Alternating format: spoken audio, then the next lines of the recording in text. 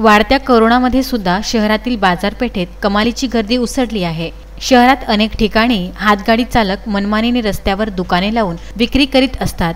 एवढेच नव्हे तर कोरोनाच्या शासन आदेशाला केराची टोपली दाखवून अनेक नागरिक बिना मास्कचे शहरात फिरताना आढळून येत आहेत। अशातच आता वाढलेला कोरोना आकडा पाहता मनपा अतिक्रमण आणि बाजार परवाना विभाग सतर्क झाला असून सोमवारी शहरात धडाक्याच्या कारवाईला सुरुवात करण्यात आली। यातच नगर वाचनालय, चित्रा चौक, सरद चौक, श्याम चौकात रस्त्यावर उभ्या असलेल्या हातगाडी चालकांना चालान देऊन दंड घेण्यात आला। एवढेच नाही तर सामाजिक अंतर, मास्क न लावणाऱ्या नागरिकांना सुद्धा दंड देण्यात आला। दिवसभरात 13,100 रुपयाचा दंड वसूल करण्यात आला आहे। अशी कारवाई शहरातील अनेक ठिकाणी करण्यात आली आहे। 2 दिवसापूर्वी पोलीस आयुक्त डॉक्टर आरती सिंह यांनी शहरातील बाजारपेठ पाहणी केली होती। त्यामध्ये अनेक ठिकाणी बेशिस्तपणा त्यांना दिसून आला होता।